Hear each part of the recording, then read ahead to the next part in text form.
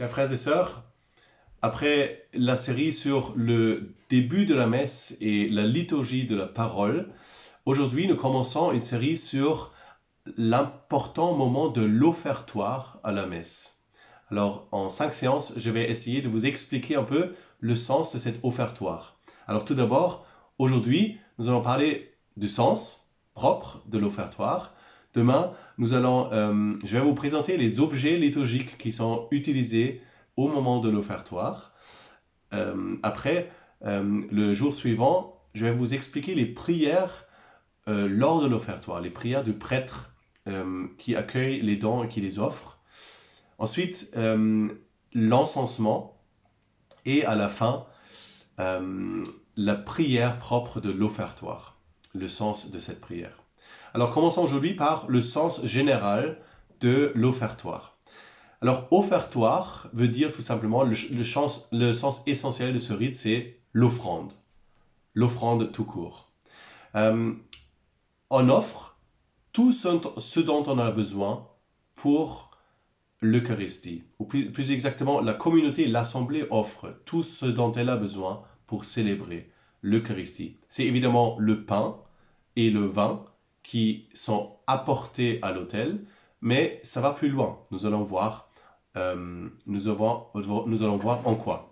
Alors historiquement, si on regarde un peu l'histoire de l'Église, dans les premiers siècles, il y avait ce qu'on appelait les repas agapés, des agapés lors de la messe de dimanche, autour de la messe de dimanche. Les gens apportaient de quoi manger, apportaient aussi certains dons et on partageait les uns avec les autres cette agapé. Et peu à peu s'est développée justement cette procession liturgique de ces offrandes qu'on apportait sur ce qu'on appelait le table du sacrifice. Et ce n'était pas seulement le pain et le vin qui ensuite étaient apportés par le diacre à l'autel pour que le prêtre l'offre à Dieu, mais tout simplement toutes sortes de dons, ce à quoi on tenait particulièrement. Ça pouvait être des fruits, de l'huile, de l'argent, des laineries, des lainages, toutes sortes de choses qu'on apportait et qu'on mettait sur cette table des offrandes. Donc le sens essentiel de ce rite, c'est l'offrande des fidèles. Alors, un peu plus sur ce sens de l'offertoire, regardons le sens du pain et du vin qui sont apportés par le diacre à l'autel. Quel est le sens ? Donc, ce ne sont pas des produits proprement naturels qui se trouvent comme ça dans la nature. Non, pour avoir du vin, pour avoir du pain, il faut que l'homme mette du sien. C'est-à-dire son travail, sa peine, peut-être sa souffrance, pour que, à la fin, on ait du pain et du vin. Et cela a une valeur hautement symbolique parce que on donne quelque chose de soi-même et on l'offre à Dieu. En fait, l'offrande ne symbolise pas seulement quelque chose qu'on donne de soi-même, mais par cela, on symbolise l'offrande de toute la personne, de tout ce que je suis, je l'offre au Seigneur au moment de l'offertoire. Pensez par exemple à un cadeau. Ce qui nous touche lorsque quelqu'un nous fait un cadeau, c'est souvent que justement il y a la petite graine de l'autre personne dans ce cadeau. Par exemple, sa créativité qu'il a mis dedans ou son habileté qu'il a mis pour confectionner ce cadeau qu'il m'offre. Ou au moins cette pensée. Il y a quelque chose de cette personne dans son cadeau qu'elle me donne. Et c'est ça précisément qui me touche d'abord dans un cadeau. Et on pourrait faire le parallèle du coup avec la messe aussi, avec l'offrande liturgique. Eh bien, l'homme lui-même se met en ce qu'il donne. Toujours. Nous le voyons par exemple déjà dans l'histoire de l'Ancien Testament d'Abraham et de l'offrande de son fils Isaac. Dieu lui demande d'offrir son fils, évidemment en sacrifice, non évidemment parce qu'il voulait, effectivement, parce que Dieu aurait voulu qu'il tue son fils, mais il voulait mettre à l'épreuve la foi et la confiance d'Abraham en Dieu. Et effectivement, Abraham est prêt à donner son fils qui représentait pour lui son avenir, sa descendance, c'est-à-dire toute sa vie finalement. Et il était prêt à le donner. Oui.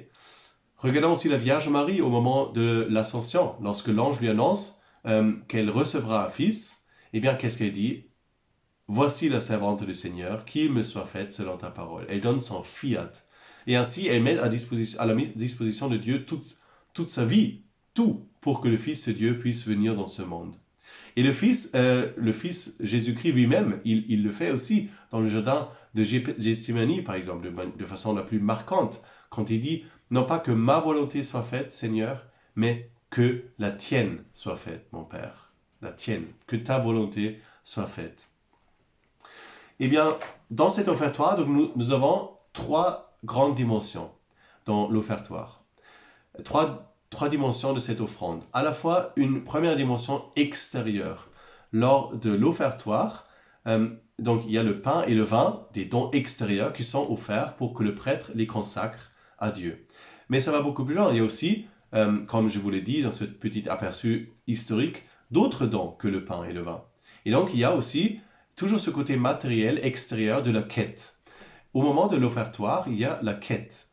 Et ce n'est pas un acte profane, une sorte de parenthèse liturgique, un peu un acte profane inséré dans la liturgie. Non, la quête fait partie de la liturgie parce qu'elle symbolise aussi que nous offrons quelque chose au Christ et au prêtre qui le symbolise dans cette liturgie. Vous savez que chaque offrande, l'offrande du dimanche, est en faveur de la paroisse. Et quand on donne, par exemple, pour le denier du culte, ce qu'on peut faire à l'offertoire aussi, on soutient aussi les prêtres qui vivent uniquement des dons des fidèles.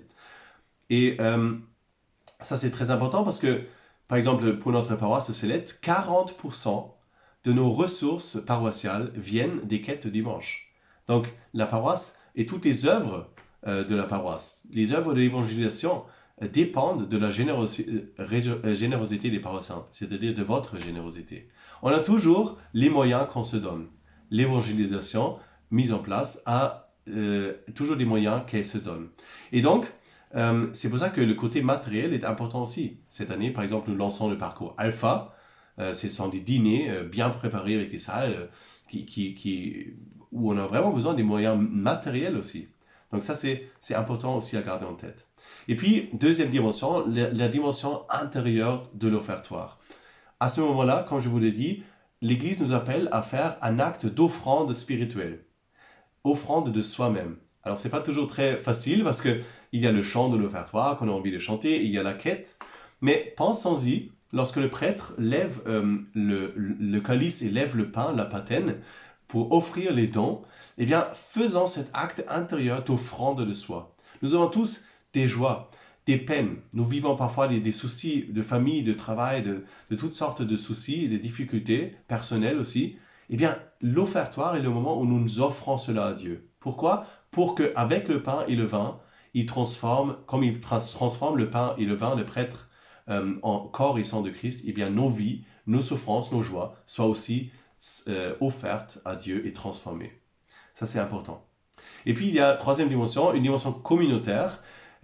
Chacun vient comme personne individuelle, donne quelque chose de lui-même et le met ensemble. Et c'est ainsi que cela fortifie cette communauté paroissiale, l'unité de la communauté paroissiale. Et donc il y a cette forte dimension communautaire aussi dans l'offrande, la mise ensemble, la mise en commun de quelque chose qui m'appartenait au propre avant.